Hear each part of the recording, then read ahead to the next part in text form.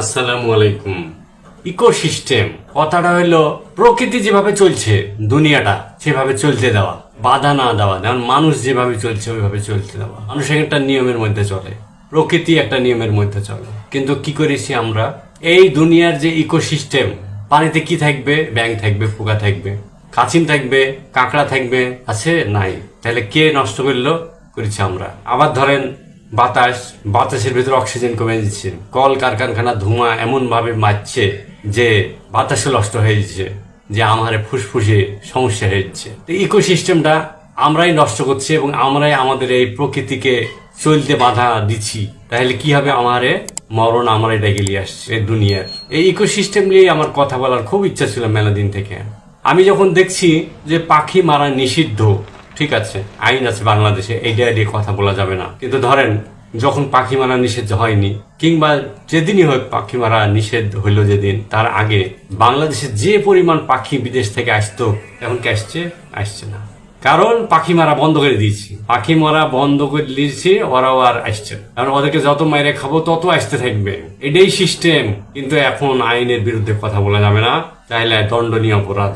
পুকুরে মাছ থাকে, এতে কি করছি? বিষ দিচ্ছি, তারপরে রাসায়নিক সার দিচ্ছি, দিয়ে মাছকে বড় করতে যে আমাদের ইকোসিস্টেম পানি নষ্ট হয়ে যাচ্ছে, পানিতে অক্সিজেন কমে যাচ্ছে, তারপরে পোকামাকড়ের বংশ শেষ হয়ে যাচ্ছে। আপনি আগে পুকুরে নামলে দেখতেন আশপাশ থেকে ব্যাঙ ঝাঁপিয়ে পড়ছে, এই জিনিস আর নাই।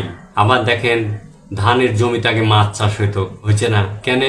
ওইখানে যে জমির ইকোসিস্টেম নষ্ট করে দিয়েছেন, জমিতে আপনারা রাসায়নিক সার দিচ্ছেন, বিষ মারছেন, মানে বিষের আবার ফ্যাক্টরি হয়েছে দেশে, সেই কীটনাশক খাইয়া বা আপনার বাড়ির লোকজন অভিমান করে মরিয়ে যাচ্ছে। তাহলে ইকোসিস্টেমটা নষ্ট আমরাই করছি, আর নষ্ট করিয়া এই দুনিয়া বসবাসের অনুপযুক্ত করে ফেলছি। আমার এই খবর আমরাই করে ফেলছি। তার বাতাসের ওজন স্তর আছে, ওজন স্তর শুনতে গেলে মনে করবেন দাড়ি পাল্লার ওজন, ওইটা না। ওই যে পৃথিবীর থেকে সূর্য আমাদের এখানে হিট বাড়ছে, কারখানা ধুমিয়ে আমাদের এই বাতাসের যে একটা স্তর আছে, যেটা সূর্যের আলোটাকে ছাকনির মতন ছাইকে পৃথিবীতে দিছে, ওইটা নষ্ট করে ফেলাচ্ছি। তারপরে ধরেন জঙ্গলের ভিতর কি থাকে? প্রথমে গাছ থাকে, তারপরে অক্সিজেন থাকে, তারপরে মেলা রকমের জীবজন্তু থাকে, বাঘ, হাতি, সিংহ, বানর, এক একজনের খাদ্য হিসেবে থাকে। আর এইটা যদি আপনারা মাইরে ফেলেন, বাঘ মেরে ফেলছেন, হরিণ শিকার করে খাইলছেন, মুরগি ধরে খাইলছেন। হ্যাঁ, মুরগি আছে সুন্দরবনে, মেলা মুরগি এবং মোরগ আছে, এটা জঙ্গলি মুরগি। তো এই করতে যে ওই জঙ্গলের ইকোসিস্টেম নষ্ট হয়েছে, জঙ্গল ধ্বংস হয়েছে, আর অক্সিজেন দেওয়া বন্ধ করে দিচ্ছে, দিয়ে আমরা কিন্তু জীবনধারা কিন্তু একেবারে ছারখার হয়ে যাওয়ার মতন অবস্থা দাঁড়াইছে। তারপরে ধরেন জনসংখ্যা নিয়ন্ত্রণ। আজ থেকে 20 বছর আগে বলতো যে এই 2020 সাল আসলে এই দেশে আর থাকা হবে না, একটু জমি থাকবে না, আর মানুষ না খেয়ে মরে যাবে, বলে জনসংখ্যা নিয়ন্ত্রণ করো। কিন্তু কি হলো? যত জনসংখ্যা বাড়লো, তত কর্মসংস্থান বাড়লো, তত মানুষের খাদ্য বাড়লো, আল্লাহ সিস্টেম করে দিল। দেখেন এই জনসংখ্যা নিয়ন্ত্রণ করতে যে জাপান, চীন এখন কান্নাকাটি শুরু করে দিয়েছে, আরে বাচ্চা হয়নি, একটার বেশি বাচ্চা নিষেধ ছিল, এখন বলছে যে 2-3টার বেশি যে যত বাচ্চা নিতে পারবে পুরস্কার দেওয়া হবে।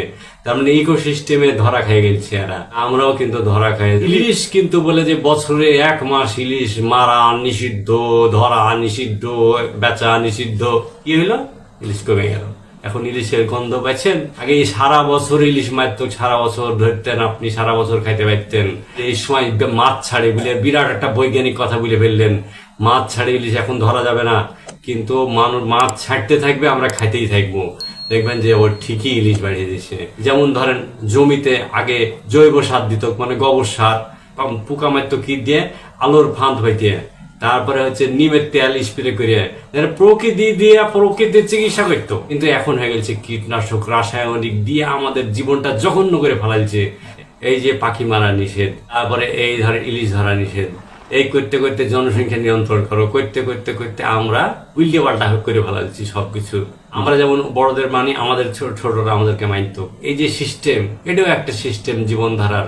সব সিস্টেম ড্যাম, তাহলে ফিরিয়ে আনতে হবে, পারবেন, চেষ্টা করেন। কিন্তু আমি বলছি যে আমরা প্রতিনিয়ত চেষ্টা করে যাব আমরা প্রকৃতির নিয়মে চলা, যে আমরা যেমন চলবো, আল্লাহ যেভাবে সৃষ্টি করেছে প্রকৃতি সেভাবে চলুক। আমরা বাধাগ্রস্ত করছি, আমাদের বিপদ আমরাই ডেকে আনছি। প্রিয় দর্শক, আপনারা যারা দেখেন আমার চ্যানেলটা একটু সাবস্ক্রাইব করে দিয়েন আর ভালো থাকবেন। শীঘ্রই কথা বলার লেগে চলে আসবো। আল্লাহ হাফেজ।